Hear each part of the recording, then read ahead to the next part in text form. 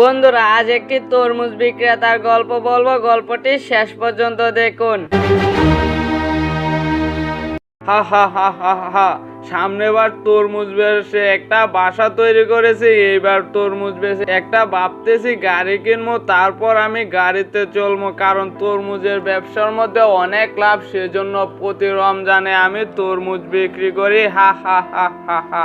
আর তরমুজ আমার কাছ থেকে দামে না কিনেও পারে না, কারণ সারাদিন রোজা রেখে তো তারা তরমুজ খেতে ইচ্ছে হয়, সেজন্য তারা আমার কাছ থেকে দামে তরমুজ কিনে। হা হা হা হা হা।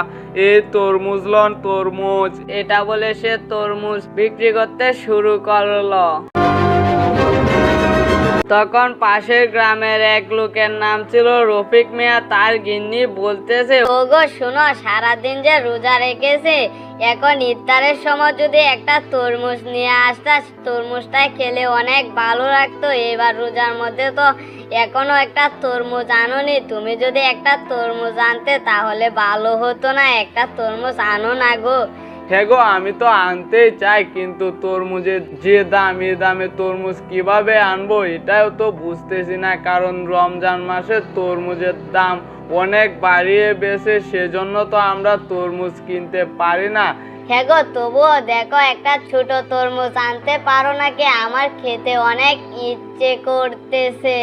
আচ্ছা ঠিক আছে, তাহলে আমি বাজারে গিয়ে দেখি তরমুজের কি দাম, তারপর যদি আমার কাছে টাকা হয় তাহলে আমি কিনে আনবো, তুমি চিন্তা করো না। আচ্ছা ঠিক আছে, তাহলে তুমি যাও, যে দেখো আমার জন্য একটা তরমুজ কিনে আনতে পারো কিনা। তখন সে বাজারের দিকে রওনা দিল। ওইদিকে আবার পাশের গ্রামের জলিল মিয়ার মেয়ে তাকে বলতেছে, আব্বু আব্বু, তোমাকে একটা কথা বলবো, রাখবে? হ্যাঁ আম্মু বলো, তোমার জন্য কি করতে হবে, তুমি কি কথা বলবে বলো আমাকে, সমস্যা নাই, তুমি আমাকে বলো। আব্বু, পাশের বাড়ির রিয়া আছে না, ওর বাবা ওর জন্য অনেক বড় একটা তরমুজ এনেছে। আমি বলেছি আমাকে তরমুজ দিতে, সে আমাকে তরমুজ দেয়নি।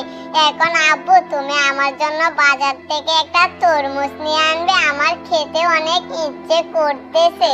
হ্যাঁ মা, তুমি যখন বলেছো তাহলে তো আমাকে আনতেই হবে, কিন্তু তরমুজের দাম তো অনেক, তবুও দেখি তোমার জন্য ছোট হলেও একটা তরমুজ আনবো। হ্যাঁ আব্বু, তাহলে তুমি আমার জন্য একটা তরমুজ নিয়ে এসো, আমার খেতে অনেক ইচ্ছে করতেছে।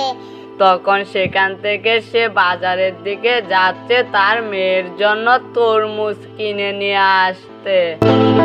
ওইদিকে আবার তরমুজওয়ালা সে বসে রইলো আর বলতেছে, এখনো কাস্টমার আসতেছে না কেন, কিছুই তো বুঝতেছি না, কাল তো অনেক টাকা বিক্রি করেছি আর এখনো তো ইফতারের সময় হয়নি, সেজন্য মনে হয় এখনো আসতেছে না। ওই তো দেখা যাচ্ছে দুইজন কাস্টমার আসতেছে, আমি ডাক দেই, এ তরমুজ কিনবেন তরমুজ, এ মিষ্টি মিষ্টি ভালো ভালো তরমুজ, তরমুজ কিনবেন তরমুজ। তখন ওই দুইজন তরমুজওয়ালার কাছে গিয়ে বলতেছে, ভাই তোমার তরমুজ কত করে? হ্যাঁ, আমার তরমুজ হচ্ছে 150 টাকা কেজি, আপনি কয় কেজি নেবেন? হ্যাঁ, আমার কাছে তো এত টাকা নাই, 100 টাকার তরমুজ দেওয়া যাবে? আরে কি বলো, আমি 100 টাকার তরমুজ কিভাবে দেব? একটা তরমুজই তো 5 থেকে 6 কেজি হবে, তোমাকে কিভাবে 100 টাকার তরমুজ দেব? তোমার তরমুজ খাওয়া লাগবে না, তুমি চলে যাও। হ্যাঁ, আমার মেয়েটা বলেছে আমাকে তরমুজ নিয়ে যেতে, এখন যদি না নিয়ে যায় তাহলে তো মেয়েটা মন খারাপ করবে। দেখো না, একটু তরমুজ আমাকে কেটে দিতে পারো কিনা? না, আমি কেটে বিক্রি করি না, তুমি চলে যাও, আমাকে ব্যবসা করতে দাও। তখন সেখান থেকে সে মন খারাপ হয়ে যাচ্ছে। তখন ওই তরমুজ বিক্রেতার কাছে অনেক দামে অনেকে তরমুজ কিনে যায়। কিছুক্ষণ পর ওই তরমুজওয়ালা সে অনেকগুলো তরমুজ বিক্রি করে ফেলেছে আর বলতেছে, হ্যাঁ, রমজান মাসে অনেকে আসে আমার কাছে কম টাকা নিয়ে, যাতে আমি কম দামে তরমুজ দেই, কিন্তু আমি কেন কম দামে তরমুজ দেব? রমজানের পরে তো আর ব্যবসা করতে পারবো না, এই মাসটাই তো আমার বরকতের মাস। তারা রোজা রেখে তরমুজ খায় আর আমি যত দামে বিক্রি করতে পারি ততই তো লাভ। এখন থেকে কাল আরো দামে বিক্রি করব। এখন যাই, সবগুলো তরমুজ তো বিক্রি করা শেষ, এগুলো বিক্রি করলে বাসায় চলে যাব। তখন সে এগুলো বিক্রি করে সে বাসায় চলে গেল।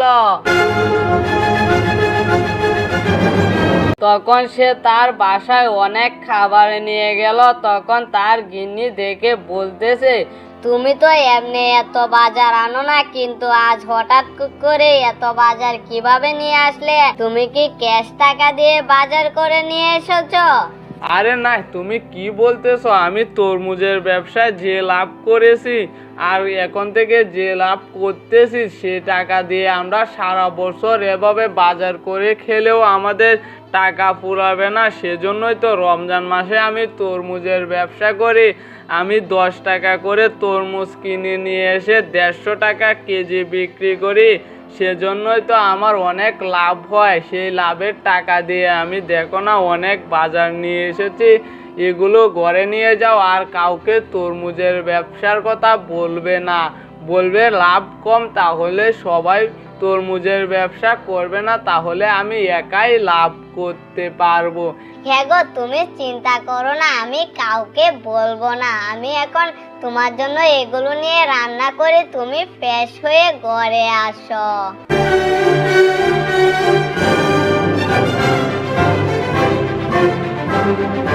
তখন ওই মেয়েটা তার বান্ধবীর কাছে গিয়ে বলতেছে, বান্ধবী বান্ধবী, কাল যে তোরা তরমুজ খেয়েছিলি, আমাকে তরমুজ দিসনি। আজ আমার বাবাকে বলেছে, আমার বাবা বলেছে আমার জন্য অনেক বড় একটা তরমুজ আনবে। আমি তরমুজ খাবো তোদেরকে দেখে দেখে। তোর বাপ যে গরিব, আর তোর বাপের টাকা নেই, তোর বাপ কিভাবে তরমুজ আনবে? আমার বাপের তো অনেক টাকা, সেজন্য আমাকে তরমুজ কিনে দেয়। তোর বাপের তো টাকা নাই, দেখিস তোর জন্য তরমুজ নিয়ে আসবে না। না বান্ধবী, আমার বাবা বলেছে আমার জন্য তরমুজ নিয়ে আসবে।